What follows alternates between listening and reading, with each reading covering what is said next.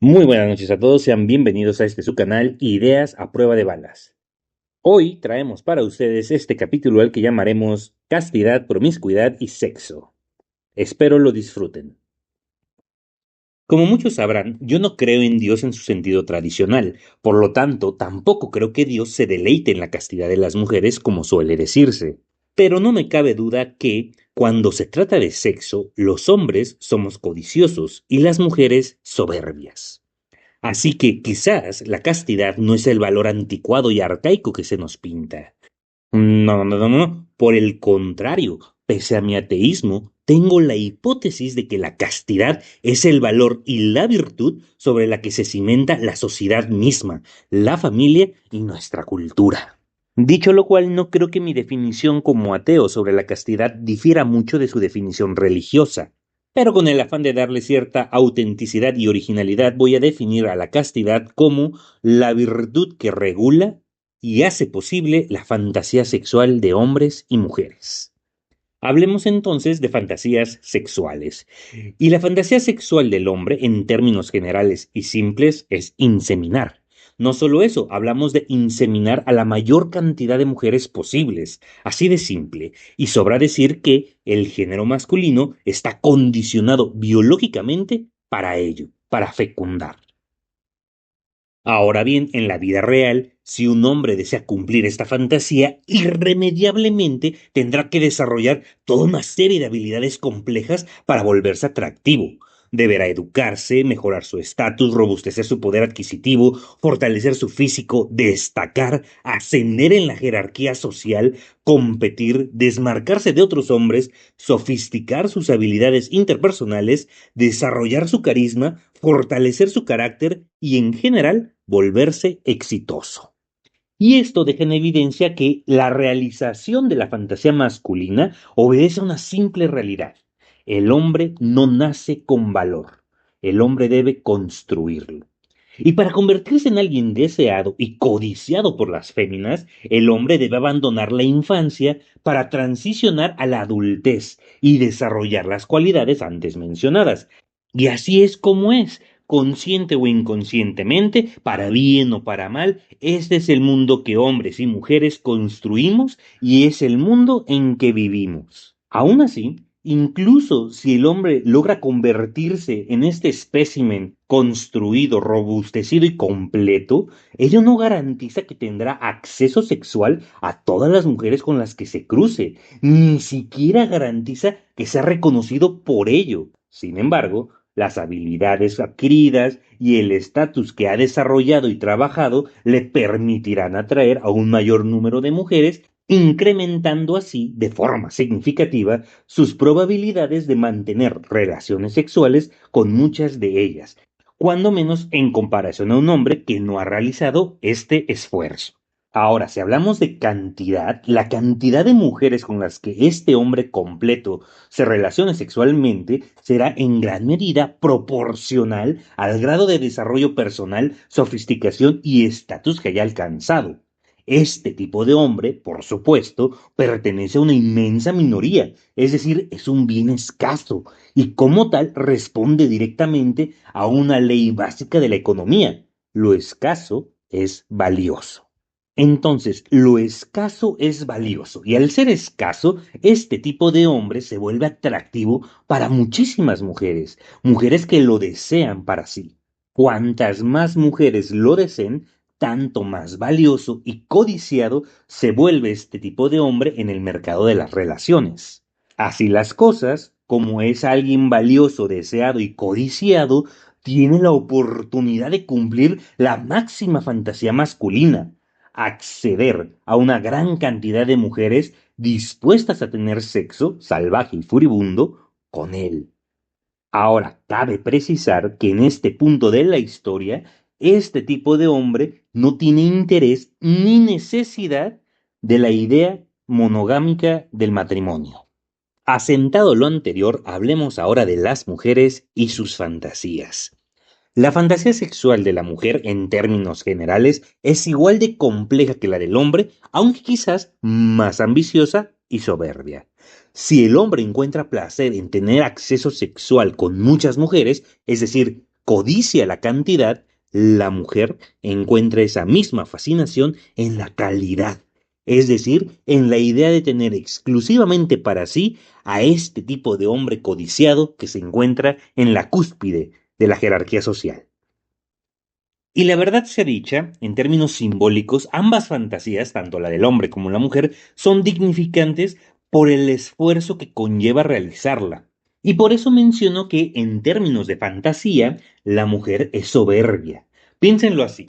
Lo que la mujer desea es que ese hombre, el que tiene opciones, abundancia, que está en la cúspide de la jerarquía y que tiene a muchas mujeres a su disposición codiciándolo, en fin, que este gran espécimen, escaso y valioso, despierte la voluntad y el deseo de escogerla a ella y solo a ella, renunciando en el proceso a todas las demás, a su vasta variedad. Una fantasía loable por todo lo que representa, pero esencialmente soberbia, y se vale. Pero, por cuanto buscan cosas diferentes, no debe sorprender a nadie que las condiciones para que la fantasía femenina se haga realidad sean distintas a las condiciones necesarias para la realización de la fantasía masculina. Porque déjenme decirles algo, esta es nuestra realidad. Y en el caso de las mujeres, estas condiciones para la realización de esta fantasía no se centran en lo que la mujer debe de hacer, sino más bien consisten en lo que la mujer no debe hacer ni permitir.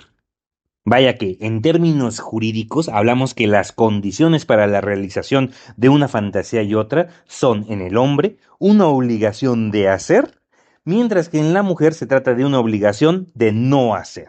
Vengan, acompáñenme en el viaje. Y por aquello de que aún existe gente que cree en la existencia de un patriarcado opresor, primero entendamos una realidad cultural, una verdad cultural única. A diferencia del hombre que debe trabajar en construir su propio valor, su estatus, poder adquisitivo, educación físico, etc., la mujer nace social y culturalmente con un valor amplio e intrínseco. Y así es y ha sido siempre la mujer valiosa tal cual, por el simple y solo hecho de ser mujer. Por esta razón, las conductas que harán triunfar en el mercado de las relaciones a la mujer consisten en conservar ese valor y evitar cualquier detrimento. Y podemos ser románticos. La mujer es valiosa por el solo hecho de ser mujer. Y esto es verdad. Pero es verdad porque esta percepción de valor obedece a una realidad fascinante que refleja las diferencias que existen entre el hombre y la mujer. Y es la siguiente. El hombre vive con una necesidad constante, un deseo y una fascinación perpetua por el sexo.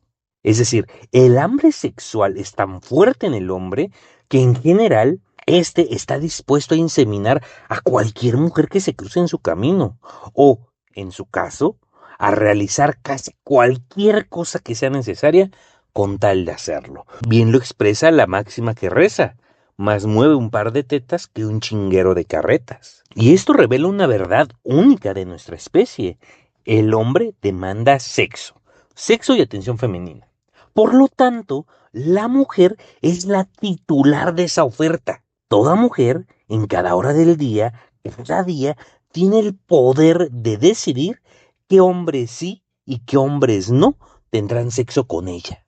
A ver, y el solo hecho de que sea la mujer quien decide con qué hombre tener sexo y con quién no, es el gran poder de la feminidad.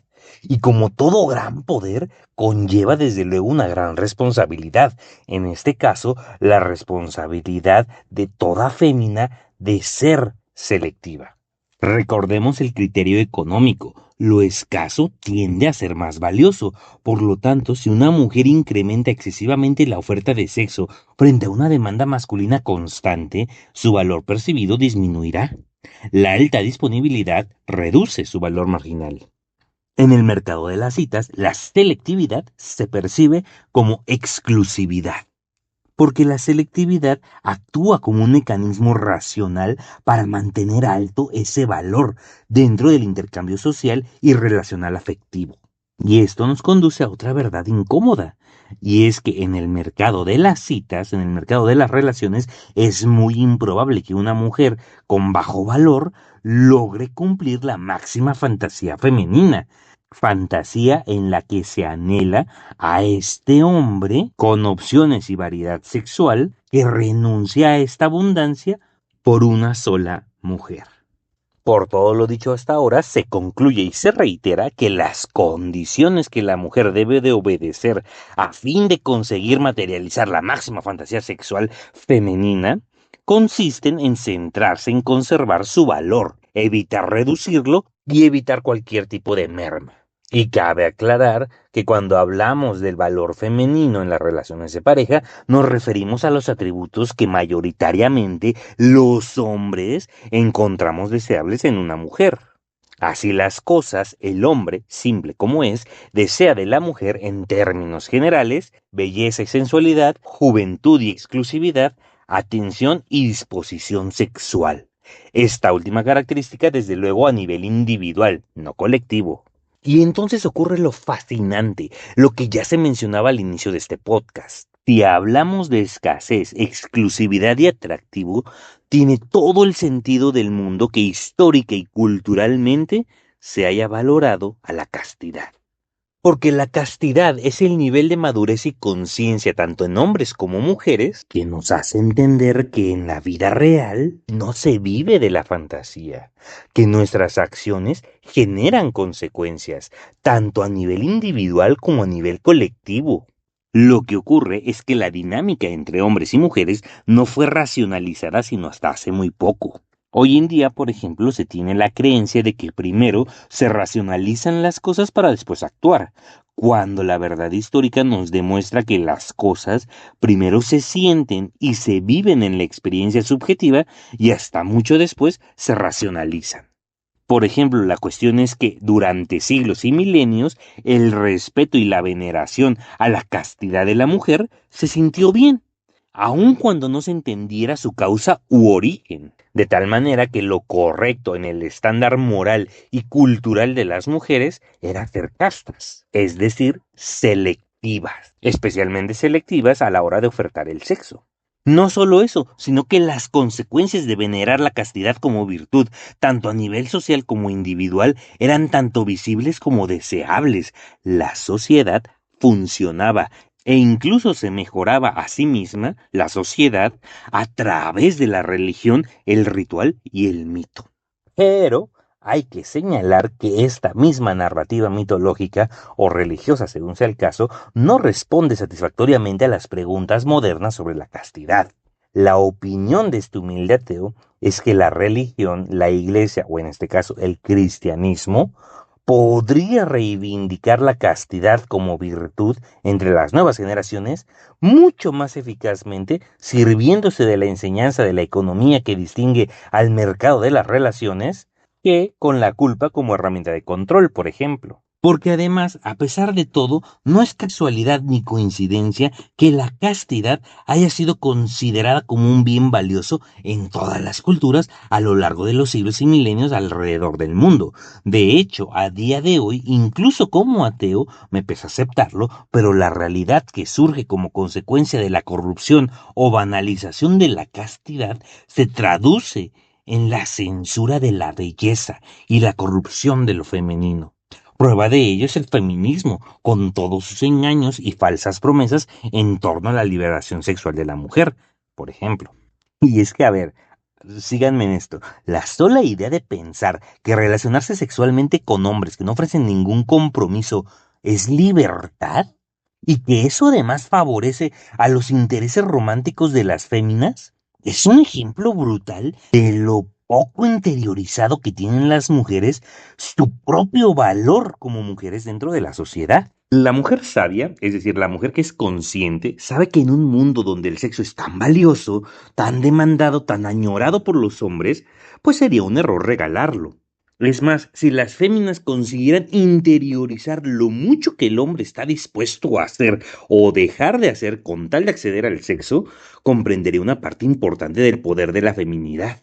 ¿Y cómo hará esto? Muy sencillo, la mujer inteligente usará su feminidad, que incluye su sexualidad, para conseguirse a sí misma la realización de la máxima fantasía de la mujer, es decir, que el hombre próspero, con estatus y con mujeres en espera de su atención, la escoja a ella y renuncia a todas las demás. Y esta fantasía obedece a la necesidad, gusto y placer de tener para sí un bien valioso que todas las demás mujeres desean y que no pueden tener. Pero entonces viene una pregunta bien aguda. ¿Qué tiene una mujer o qué puede ofrecer una mujer para que ese tipo de hombre decida renunciar a toda la variedad a la que tiene acceso para quedarse solo con ella? Y esta pregunta es lo mismo que decir, ¿qué le puedes ofrecer a un hombre que ya lo tiene todo? Esta es la profundidad de esta pregunta. Y la respuesta es que lo único que una mujer puede ofrecer a este tipo de hombre es un proyecto de vida. O como lo conocemos coloquialmente, el matrimonio. A ver, y es que es hasta poético, la vida es poética, porque sí, la mujer es valiosa por el solo hecho de ser mujer, y sí, la mujer es la titular de la oferta del acceso al sexo. Pero esto solo puede significar una cosa, y es que si bien es cierto que la mujer decide con quién acostarse, es el hombre quien decide con quién casarse. Y esto es así porque el matrimonio, en su esencia más profunda, no es una concesión al deseo del hombre ni una debilidad hacia él. Por el contrario, se trata de una conquista femenina.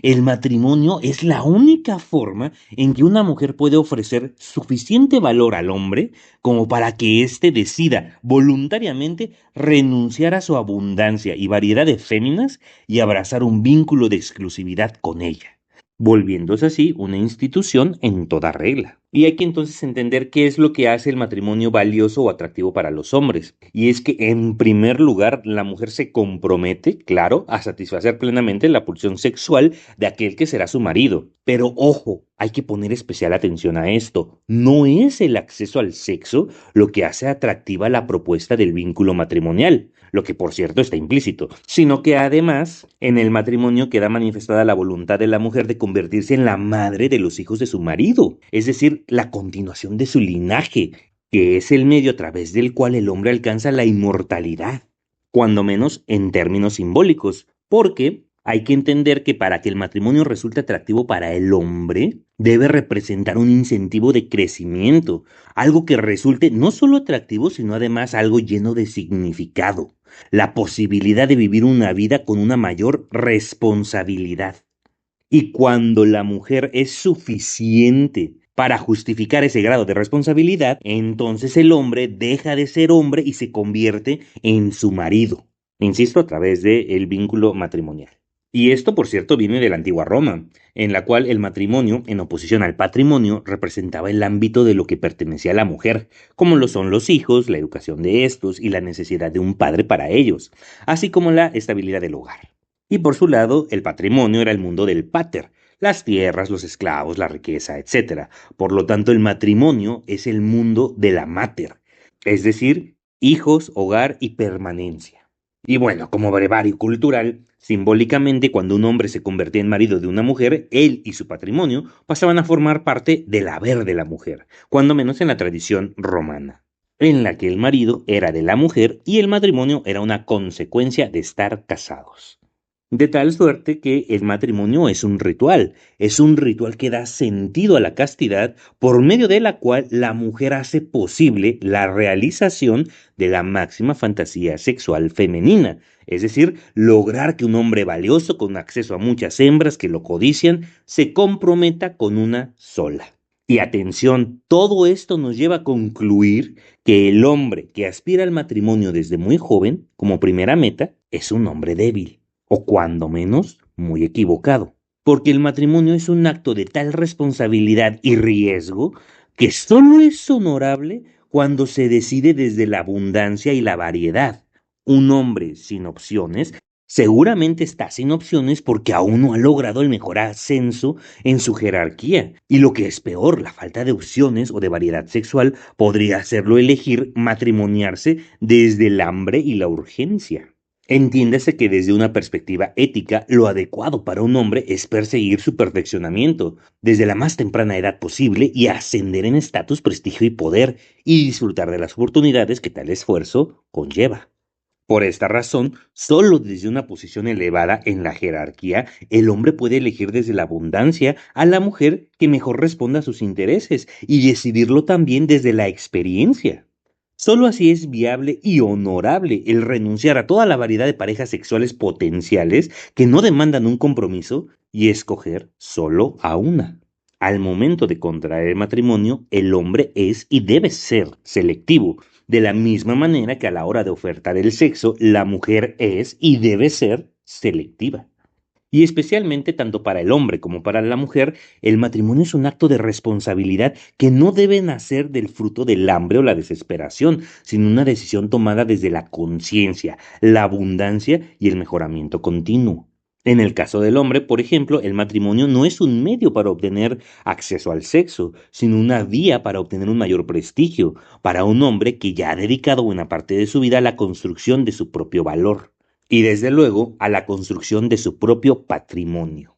Recordemos que este hombre completo ya tiene mujeres disponibles, por cuanto su estatus y desarrollo lo hacen atractivo y codiciable.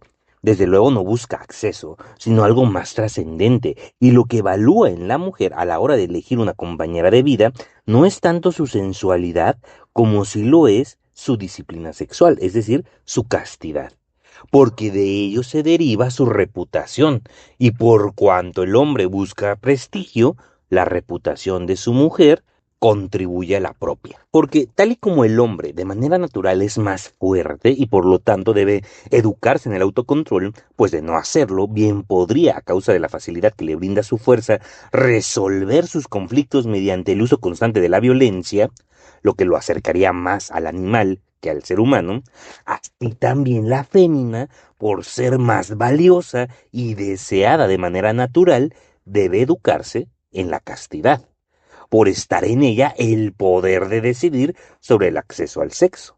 Porque la falta de educación en cuanto a la castidad se refiere podría facilitar a la mujer la resolución de todos sus conflictos mediante la entrega del sexo, lo que la convertiría entonces, bueno, en algo quizás no tan deseable a nivel social y cultural. Mira nada más, cuánta sorpresa me causó entender cómo la castidad, a pesar de ser muchas veces despreciada por parecer anticuada o religiosa, es en realidad una estrategia social y evolutiva para las relaciones tanto amorosas como sexuales, que acaba elevando a la mujer del mismo modo que el autocontrol eleva al hombre.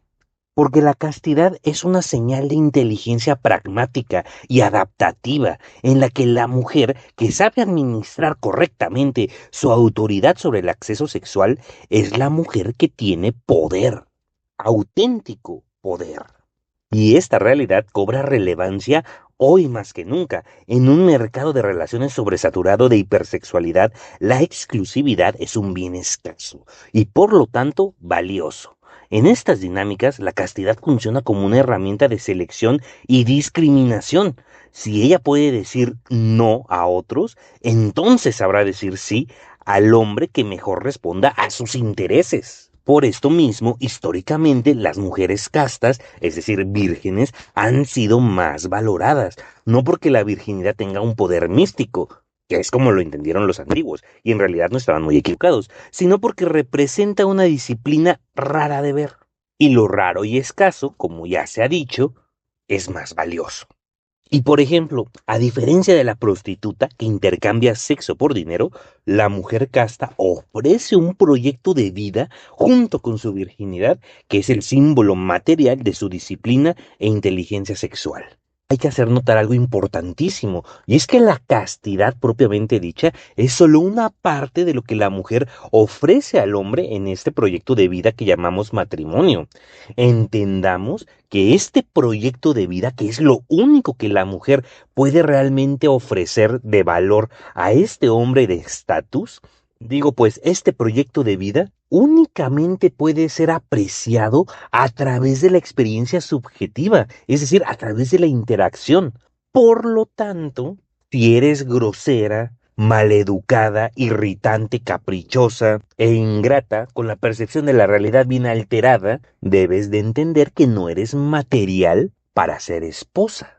Por el solo hecho de que la cantidad de hombres que están dispuestos a soportar a una mujer con estas características es muy poca y encima de mala calidad. Y si son pocos los hombres que están dispuestos a renunciar a su variedad, a su éxito y a su confort por estar contigo, entonces eres menos valiosa en el mercado de las citas. Esta idea del proyecto de vida debe ser un llamado a la humildad hacia todas estas mujeres que hoy en día están envenenadas por los preceptos nefastos del feminismo moderno. Por ejemplo, entendamos que la sumisión a su hombre, junto con los hijos y la continuación del linaje, la disponibilidad sexual, la validación y la exclusividad son partes fundamentales de este proyecto de vida que todo hombre desea. Y este deseo nace porque una vez que se acepta el vínculo matrimonial, se acepta un compromiso, pero además este conjunto de virtudes despierta en el hombre un instinto muy primitivo pero profundamente honorable, como lo es el instinto de protección, de proveer y la exclusividad del fruto de su esfuerzo para con su hogar, su nuevo hogar. Esta exclusividad mutua es la castidad propiamente dicha y la base sobre la que se construye el hogar a través del matrimonio como institución y ritual, y por ende es la castidad la base misma de la familia, de la sociedad y la cultura misma. Para entenderlo mejor, pensemos que esta exclusividad que distingue a la castidad permite una negociación en la que ambas partes estipulan desde una posición de poder. El poder entonces nace como consecuencia de vivir una vida responsable. Y para efectos de este podcast entendemos esta responsabilidad como la voluntad de someterse a las condiciones necesarias para llevar a cabo la materialización de estas fantasías sexuales que ya hemos mencionado anteriormente, tanto en hombres como para mujeres, según sea el caso. Por ejemplo, en el caso del hombre, su poder nace de cumplir su responsabilidad de crear su propio valor. ¿Por qué? Porque al crear su propio valor, asciende en la jerarquía social y al ascender lo suficiente, se volverá entonces deseable para un gran número de féminas. Y vuelvo, este gran número de disponibilidad sexual, de acceso al sexo, es lo que vuelve al hombre poderoso para negociar. Si lo que tú quieres es que yo sea exclusivo para ti, que renuncie a toda mi variedad, entonces yo tengo el poder de negociar contigo, de exigir de ti algo muy específico y de valor equivalente. En cambio, en la mujer, el poder nace de cumplir su responsabilidad de haber vivido una vida en la que ha preservado su propio valor, una vida en la que ha administrado sabiamente su autoridad y poder de conceder el acceso al sexo en una sociedad rodeada de hombres que constantemente lo demandan. Desde luego, sobra decir que una mujer bella, femenina y sensual será objeto de una mayor demanda de hombres, lo que incrementará parcialmente su valor. Y es en este momento de la historia donde podemos distinguir a la mujer de la niña, porque la mujer es capaz de discernir qué tipo de atención es la que realmente sirve a sus intereses. Porque la mujer sabia, que sabe capitalizar su sexualidad, entiende que ser deseada por muchos hombres no define su verdadero valor en el mercado de las citas. Su valor real se mide por la cantidad de hombres que están dispuestos a comprometerse seriamente con ella, lo que significa en la cantidad de hombres que están dispuestos a sacrificar su abundancia, es decir, su fantasía de copular con una gran cantidad de mujeres para estar con ella. Y nuevamente, la verdad sea dicha, no cualquier compromiso vale lo mismo. Lo importante no es cuántos hombres quieran casarse, sino qué clase de hombres están dispuestos a hacerlo. La mujer verdaderamente selectiva sabrá distinguir de entre sus pretendientes a aquellos que han demostrado responsabilidad, esfuerzo y ascenso en estatus. Porque cuando un hombre con múltiples opciones decide comprometerse, su renuncia tiene un peso real. Está eligiendo exclusividad por encima de la abundancia, calidad en lugar de cantidad. Por el contrario, un hombre que se compromete sin tener este acceso a múltiples mujeres, esta capacidad de acceso, no está renunciando a nada. Y un compromiso sin sacrificio carece de mérito y de significado. Por eso, como dije antes, el hombre que aspira al matrimonio desde muy joven o como meta primaria es un hombre débil. Pero además, la mujer que no ha sido responsable en el ejercicio de su disciplina sexual, es decir, la mujer promiscua, la mujer que no es casta, tampoco ha desarrollado la capacidad de discernir a este tipo de pretendientes, porque ha entregado lo más valioso de sí demasiado fácil y no tiene esta experiencia en selectividad. Y ya que entramos en este tema, hay que aclarar que en este orden de ideas, la renuncia a la responsabilidad individual en materia de relaciones, ya seas hombre o mujer, puede definirse como promiscuidad. Y del mismo modo en que las responsabilidades del hombre y la mujer son distintas, así también las manifestaciones de la promiscuidad son diferentes entre hombres y mujeres. En el caso de la mujer, la promiscuidad se manifiesta al ofrecer ampliamente el acceso al sexo sin recibir algo a cambio más allá del placer que esta actividad conlleva, por cierto, a una cantidad considerable de hombres que constantemente lo demandan. La prostitución, entonces, es en esencia una profesión promiscua, porque son mujeres que consiguen solo un poco de los recursos de muchos hombres a cambio de sexo, mientras que la mujer, idealmente casta y recatada, reclama para sí toda la exclusividad de un hombre, tanto su afecto como sus recursos, convirtiéndolo, como se dijo, en su marido. La promiscuidad en el hombre es diferente y podría darse en dos supuestos. La más miserable es aquella en la que el hombre es gobernado por su nepe. Piensa y vive por y para la pulsión sexual. No es selectivo. Se involucra con cuanta fémina le dé alguna migaja de atención o apertura. Este es el tipo de hombre que no es digno de confianza, porque tales hombres no conocen el honor. El segundo tipo de promiscuidad en los hombres es más sutil, aunque igual de pernicioso. Es el hombre que, con tal de acceder al sexo o a la atención femenina, se traiciona a sí mismo y abandona sus metas, sus objetivos y su palabra. Todo por sexo. Este es el hombre infiel, sí, pero también es el hombre que se distrae de la carrera en la recta final por voltear a mirar a ese par de piernas que ni siquiera saben ni valoran su existencia. Y aquí me llama mucho la atención y es de hacer notar que estos tipos de responsabilidades que distinguen al hombre de la mujer responden a sus necesidades biológicas, de las que a su vez se derivan sus roles sociales. Por ejemplo, en los hombres, la responsabilidad de crear su propio valor y de ascender en la jerarquía social obedece a la necesidad de proveer, mientras que en la mujer, la responsabilidad de conservar y mantener el valor inherente con el que nace obedece a la necesidad de cuidar y mantener con vida al nuevo linaje, es decir, los hijos, y por lo tanto al hogar. Y bueno, por supuesto que hasta ahora el tema de la castidad se ha discutido en términos idealistas. En la realidad, la gran mayoría de hombres y de mujeres se encuentran en un gran promedio. La mayoría de los hombres están lejos de estar en el pico de sus jerarquías, tal y como la gran mayoría de las mujeres se encuentran en una zona media entre belleza, feminidad y juventud.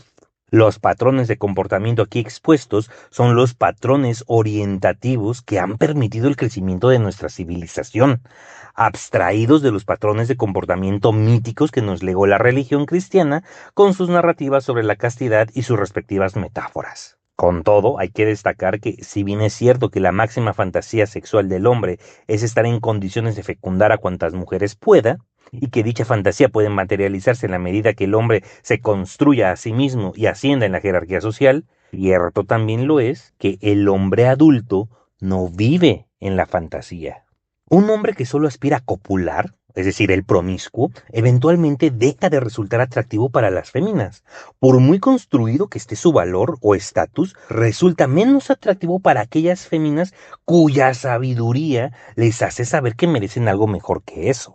Lo que no es poca cosa. Justo esta es la manifestación de madurez que diferencia a la mujer de la niña. El concientizar que merece algo mejor, incluso el todo de un hombre. Por no mencionar que estos hombres promiscuos, en muchas ocasiones, es su propia promiscuidad, su falta de control en la pulsión sexual, hace a este tipo de hombre ser blanco de cierto tipo de hembras que buscarán drenarlo o despojarlo de todos sus bienes, ensuciando su estatus y destruyendo su reputación. Por su parte, la mujer sabia, la mujer consciente, como ya se dijo, es aquella que entiende cómo utilizar su autoridad sobre el acceso sexual de manera que le sirva a sus intereses. De lo que se entiende que no hay mujer más empoderada que la mujer casta. Es decir, aquella mujer que es consciente del acceso sexual que puede o no permitir frente a una constante y desmesurada demanda de sexo por parte de los hombres. Y es que, a ver, este tipo de mujeres saben que el bien escaso y más valioso que poseen es su sexualidad junto con su exclusividad, ya que de la suma de estos dos podrán construir la narrativa con la que harán su oferta más valiosa, su proyecto de vida. Y de esto a su vez podemos concluir una verdad sobre la realidad que es fascinante para nuestra educación, y es que la mujer no necesita nutrir su valor con validación masculina, porque ya posee un valor intrínseco desde el inicio. La mujer, más que el hombre, es libre de trabajar en lo que quiera hacer que la haga feliz, sin que ello necesariamente la obligue a competir con otras mujeres por lo mismo. Y en tanto sus acciones no conlleven un detrimento en su valor, la mujer es libre. Podemos entender entonces que el verdadero interés de la mujer no está en imitar cualidades masculinas, como la competencia por estatus, títulos académicos, ingresos, sino más bien en desarrollar aquello que la hace genuinamente atractiva para el varón. Y estamos hablando de su propia feminidad, en su sentido más subjetivo e individual, y por lo tanto con mayor libertad. Entonces, la feminidad no es un dato genérico, sino más bien un conjunto de características emocionales, relacionales y simbólicas que hacen que una mujer, en su singularidad, sea percibida como deseable, hogareña, digna y atractiva para el compromiso que supone el matrimonio, que como ya se dijo es la institución por medio de la cual la mujer puede llevar a cabo esta fantasía de convencer al hombre con opciones y estatus que renuncie a esta variedad por estar con ella.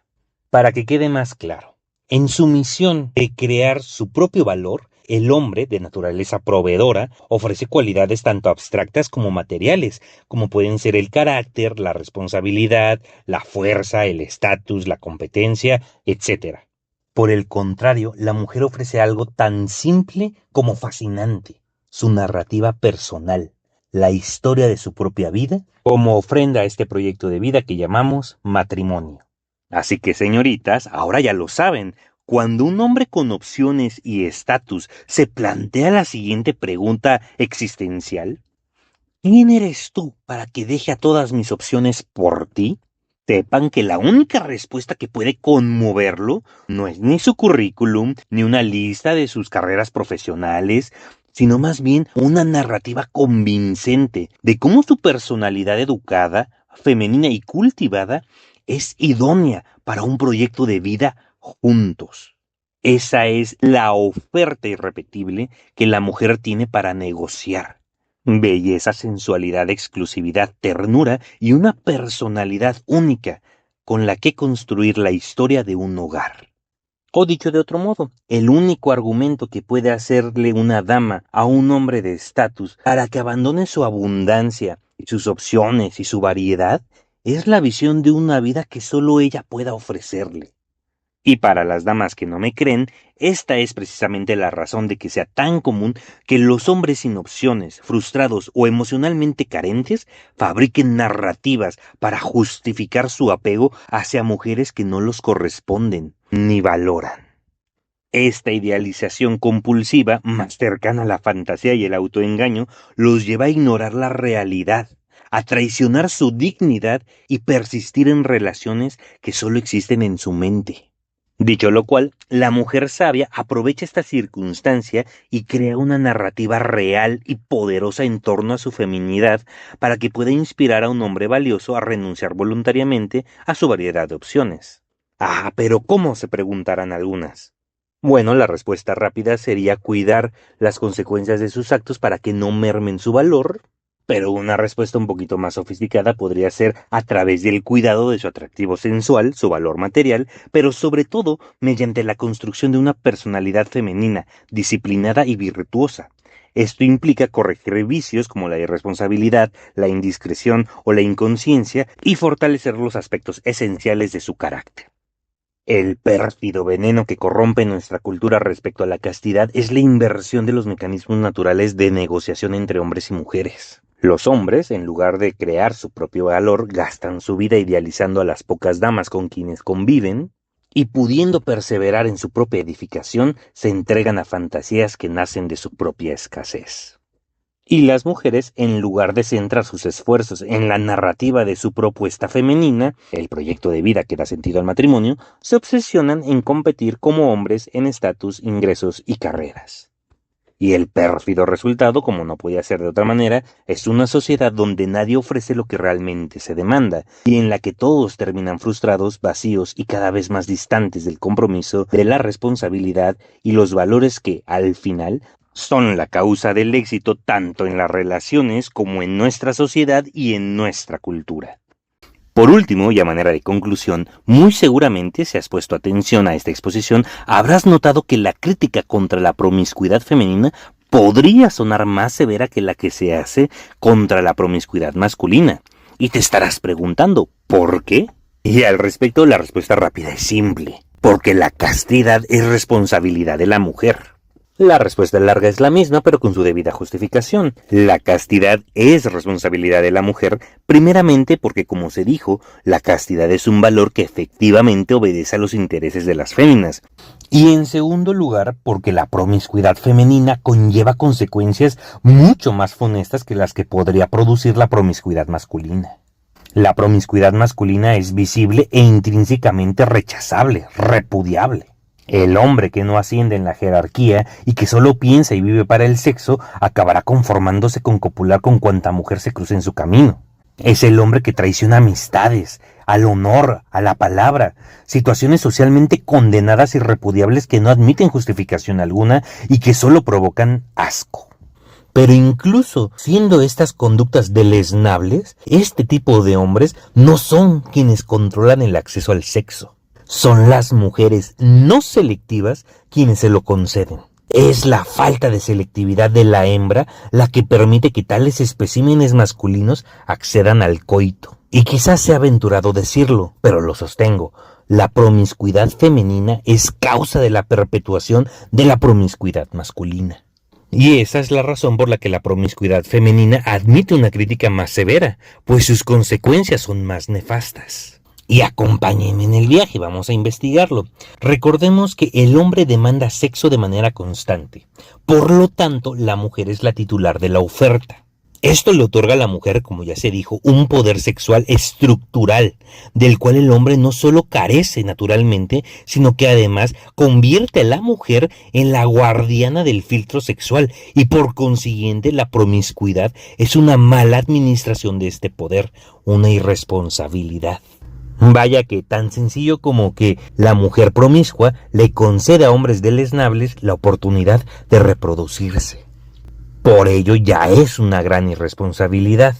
Otro ejemplo de por qué la promiscuidad femenina es más delicada sería, por ejemplo, considerar que la mujer promiscua desperdicia su ventaja evolutiva y simbólica, la capacidad de decidir sí o no al sexo. Al banalizar su oferta sexual, abarata su propio valor en el mercado de las relaciones, y con ello despliega una conducta que atenta contra sus propios intereses románticos, como la fantasía de tener a un hombre deseado por muchas y que renuncia a todas ellas para estar con ella, brindándole protección y asistencia.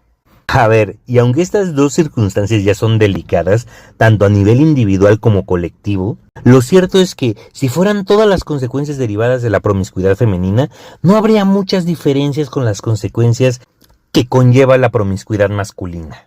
Y ojo, por aquello de que hay quienes se ofenden, hay que aclarar, hay que precisar que como agente libre puedes vivir el estilo de vida que quieras. Sí, tienes ese derecho, pero no tienes el derecho a quejarte por la percepción que tu estilo de vida genera en los demás, tanto en hombres como en mujeres. Al fin y al cabo, por algo somos seres sociales. Dicho lo cual, el problema, el gran problema, es que las consecuencias de la promiscuidad femenina son de proporciones apocalípticas. Y no estoy exagerando, la castidad femenina tiene efectos civilizatorios directos. Por lo tanto, la promiscuidad tiene directamente efectos destructivos y desastrosos a nivel social y estructural. A ver, la castidad femenina es la base sobre la que se construye el matrimonio y por ende la familia, la sociedad y la cultura misma. Esto significa que la mujer es quien define las condiciones del vínculo civilizatorio. La castidad, antítesis de la promiscuidad, no es represión, sino la estrategia de poder para exigir al hombre nada menos que la excelencia a cambio de la exclusividad. Si la mujer renuncia a su castidad, colapsa el contrato cultural que sostiene a la sociedad. Y esta realidad podrá sonar como una carga titánica para las féminas. Lo es. De ahí que la crítica contra la irresponsabilidad, que es la promiscuidad, sea más enfática. Reitero, nótese que el hombre no nace con valor, debe construirlo. En cambio, la mujer nace con valor y debe conservarlo. Esta es la dinámica social de nuestra civilización, de nuestra cultura y de nuestra especie como Homo sapiens. Esta es la realidad. Luchar contra esta realidad es tan absurdo como luchar contra la evidencia de que el agua moja. Y es que la crítica contra la promiscuidad masculina tiene que ver con la falta de dominio y dirección, pero no con la pérdida de valor estructural de inmediato. En cambio, la promiscuidad femenina equivale a quemar el capital de entrada, es decir, es como permitir que lo peor de nuestra especie se reproduzca. Y eso sin mencionar que la promiscuidad masculina no pone en duda la maternidad, como en cambio sí que lo hace la promiscuidad femenina, que pone en duda la paternidad de las nuevas generaciones. Esa incertidumbre tiene consecuencias evolutivas, patrimoniales y sociales. Así que no debe pasar inadvertido que la mujer promiscua fomenta lo peor del hombre. A nadie sorprende que el hombre hará casi cualquier cosa por sexo. Por eso regular el acceso al sexo es regular al hombre. Si la mujer es promiscua, deja sin contención los impulsos del hombre, facilitando que éste se vuelva infantil, desesperado, irresponsable y autodestructivo, en el peor de los casos. En este sentido, la mujer que banaliza su poder sexual, es decir, la promiscua, también colabora en la degradación de lo masculino. Es la mujer promiscua quien hace frágil a la masculinidad misma. Veámoslo así, quizás la peor consecuencia de la promiscuidad femenina es el embarazo indeseado con un hombre que no será cargo de su linaje.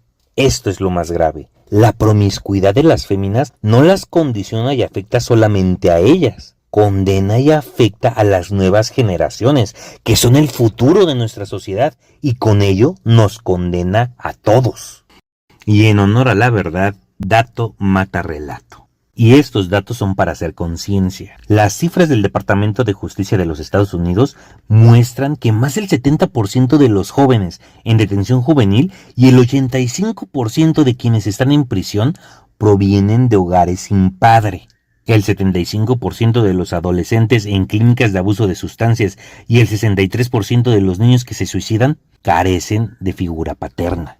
¡Puf! Y hay más. El 71% de los desertores escolares, el 90% de los jóvenes fugitivos o sin hogar y entre el 80 y el 85% de quienes presentan trastornos conductuales o que incurren en crímenes violentos y agresiones sexuales provienen de hogares encabezados por una madre soltera.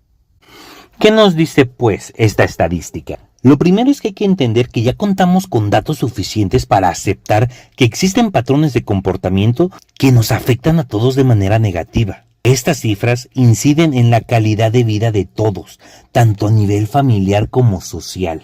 Lo segundo es que no se trata de crucificar a la madre soltera, sino más bien se trata de condenar el discurso moderno que justifica decisiones irresponsables disfrazadas de empoderamiento. Esta pseudocultura moderna difundida por el feminismo que glorifica la promiscuidad y la maternidad sin compromiso. Es una apología de la irresponsabilidad absoluta. Una pseudocultura en todo el sentido de la palabra que busca exaltar el libertinaje sexual femenino y que siembra generaciones de niños rotos, hombres sin identidad y mujeres sin contención. Que quede claro que la mujer que da acceso sexual sin exigencia de virtud no solo se traiciona a sí misma, sino que rompe la columna vertebral de la civilización, el hogar. Y vaya sorpresa que me llevo, pero puede ser que la religión no se haya equivocado al darle tanta importancia al valor de la castidad, la fidelidad y el recato. Quizás sus explicaciones no sean las más satisfactorias desde la perspectiva racional, pero al menos equivocadas, lo que se dice equivocadas, no estaban. No encuentro mejor conclusión que advertir que la mayor señal de madurez que una persona puede demostrar se ve en el aprecio que le da la responsabilidad. La responsabilidad no es una carga, es liberación. Y la mujer tiene una gran responsabilidad. La mujer sabia, la mujer consciente, no es solo deseable, es necesaria, tanto para la permanencia de la cultura y, ¿por qué no?, indispensable para la perpetuación de nuestra civilización. Y esto es todo por hoy, mi gente. Espero que esta exposición sobre la castidad, sexo y promiscuidad haya sido de su agrado. En estos tiempos peligrosos en los que el reino tenebroso extiende sus pérfidas garras para corromper nuestra cultura y todo lo sagrado, es vital mirar al pasado y aprender de quienes ya antes lo enfrentaron y lo vencieron. Si tú también sientes que el gigante dormido de nuestra hispanidad debe despertar, comparte este video y deja tus impresiones en la caja de comentarios. ¿Es la castidad un vestigio de opresión o es el estandarte de una libertad que exige responsabilidad? Los leo con atención. Reciban un fuerte abrazo y gracias por estar ahí.